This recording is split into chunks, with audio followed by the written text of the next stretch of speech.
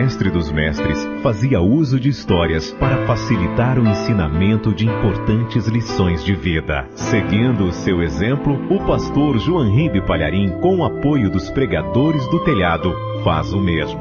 Agora, pare tudo o que estiver fazendo, abra o seu coração e acompanhe uma das ilustrações do Reino de Deus.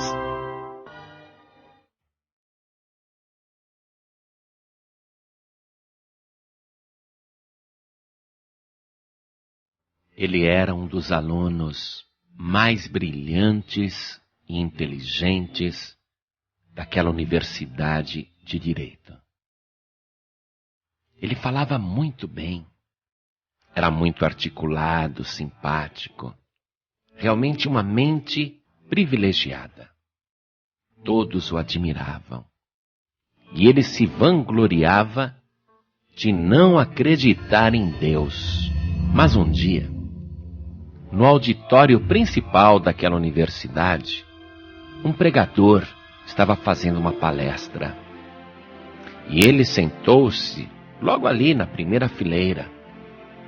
E todos os alunos, sabendo que ele era um ateu declarado, ficavam observando discretamente qual seria a sua reação diante da pregação daquele homem de Deus. E aquele pregador tinha uma unção extraordinária. Falava com tal convicção e de uma maneira tão impressionante que começou a tocar nos corações de todos os jovens ali presentes. Em pouco tempo, o Espírito de Deus estava pairando naquele auditório que se tornou, naquela noite, a Igreja do Deus Vivo. Todos sentiam a presença de Deus, inclusive aquele aluno brilhante, inteligentíssimo, que se dizia ateu. Enquanto o pregador falava, as lágrimas iam escorrendo pela sua face. E quando o apelo foi feito, quando o pregador perguntou: quem quer receber Jesus Cristo como único, suficiente, exclusivo e eterno Salvador? Aquele ateu foi um dos primeiros a levantar as mãos. E ele foi para frente chorando copiosamente. Dobrou os joelhos sem que ninguém mandasse nada. E ele se rendeu totalmente ao poder da palavra de Deus. Parece que naquela noite nenhum outro aluno tinha sido tocado daquela maneira. Muitos e muitos se renderam a Cristo, mas aquele que era ateu parece que tinha sido privilegiado também com uma presença, uma porção maior do Espírito Santo. E no final da reunião, todos o abraçavam e o jovem estava de fato muito feliz. Havia sido tocado pelo poder de Deus. Isto aconteceu na Universidade de Princeton, Estados Unidos.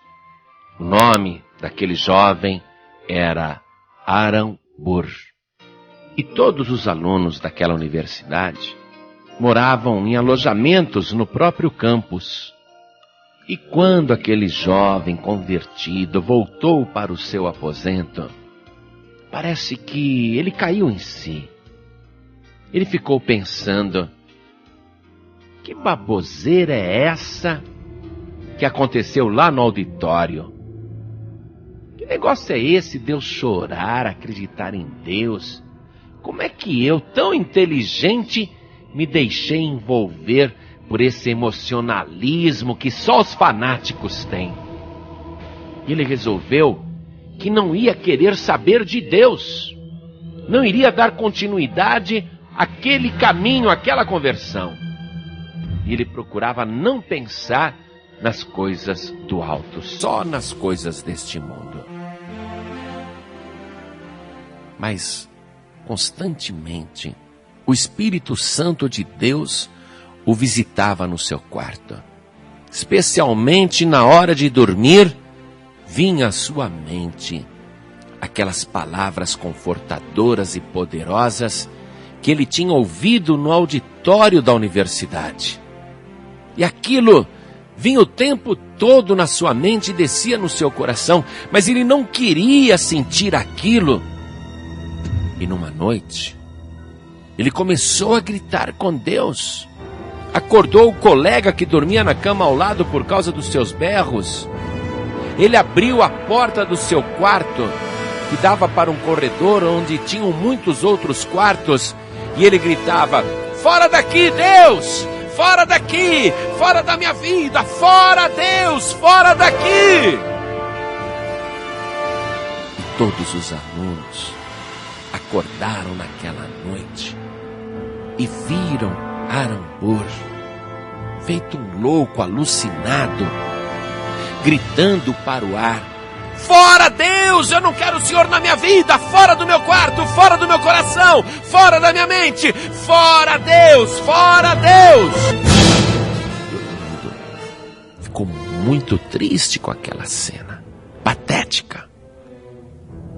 Um homem rejeitando Deus, expulsando Deus da sua vida. Será que isso ficaria por isso mesmo? Vamos ver o que aconteceu na vida de Arambur.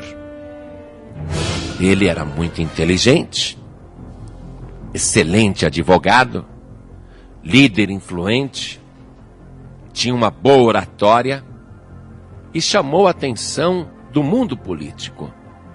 Se candidatou a senador e foi eleito.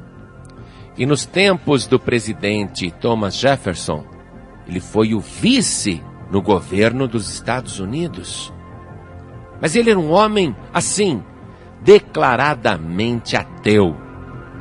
Apesar de ter tido uma vez uma experiência real com Deus, ele dizia que Deus não existia. Ele era considerado um gênio e um péssimo exemplo. E veja só, um dia este homem discutiu com Alexander Hamilton, que era um inimigo político para ele. E ele matou aquele homem. Fugiu para uma ilha ignorada, mas sempre fugindo. Perdeu tudo, continuou fugindo. Até que ele foi para a Inglaterra, mas a Inglaterra também não o quis. Ele foi para a França e Napoleão, o imperador Napoleão, o escorraçou. Um dia, a sua esposa, não suportando mais a arrogância daquele homem, também o abandonou. Mas ele tinha uma filha que ele amava muito e que era o único consolo da sua vida. Mas aquela jovem, infelizmente, morreu afogada em um naufrágio. Mas Arambur teve uma vida longa. Pôde avançar em anos para viver combalido, sobressaltado e rodeado de solidão, recebendo o desprezo e o esquecimento das pessoas. Morreu completamente só. Morreu blasfemando de Deus. Um homem que tinha uma mente brilhante, um futuro maravilhoso, morreu na mais negra miséria. Porque por mais que um homem, uma mulher tenham capacidade intelectual, o homem, a mulher precisam de Deus.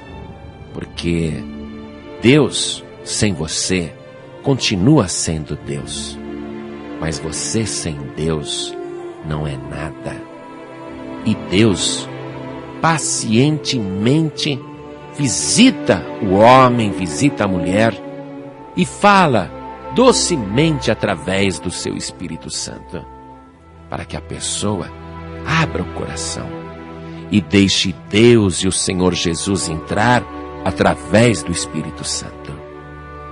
Há pessoas que não querem Deus de jeito nenhum, se recusam a ir à igreja, expulsam Deus da sua casa e do seu coração, expulsam Deus do seu pensamento, não querem se entreter com as coisas do alto, mas somente com as coisas da terra, com as coisas do mundo.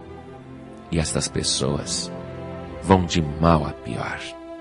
Se poderiam ter uma vida brilhante, maravilhosa, sossegada, abundante, acabam tendo uma vida de miséria e sofrimento, uma vida de solidão e esquecimento.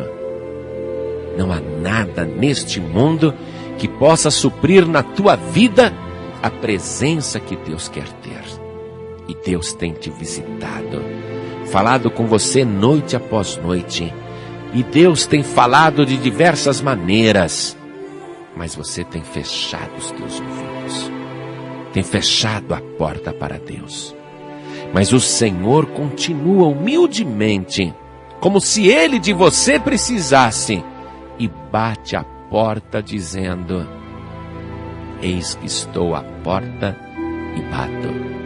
Se alguém ouvir a minha voz e abrir a porta, eu entrarei em sua casa e com ele cearei e ele comigo. Mas muitos estão batendo a porta na cara de Deus e dizendo: fora daqui, Deus! Eu não quero o Senhor na minha vida!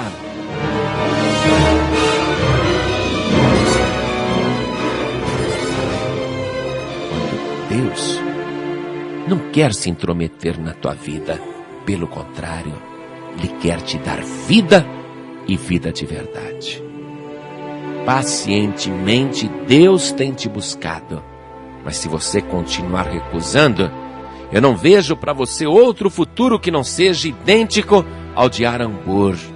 Você vai terminar sozinho, sozinha, na mais negra miséria e na mais triste solidão.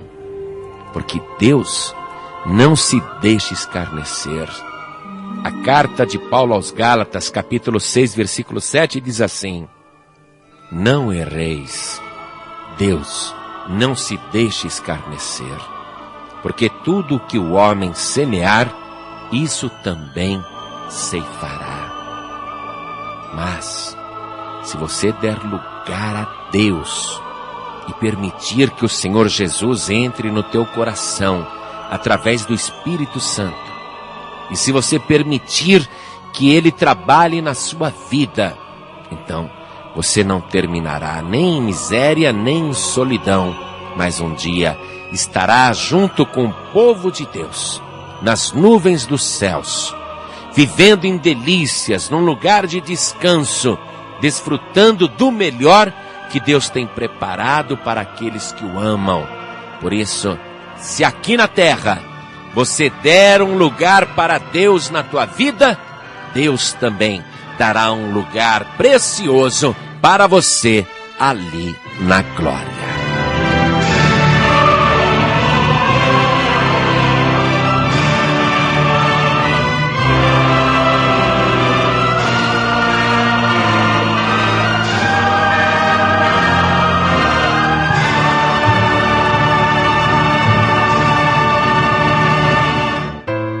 Você acabou de ouvir uma das ilustrações do Reino de Deus, contada pelo pastor Joanribe Palharim. Um oferecimento dos Pregadores do Telhado. Sinta-se à vontade para baixar gratuitamente, não apenas este, mas quanto dos mais de 1000 títulos quiser.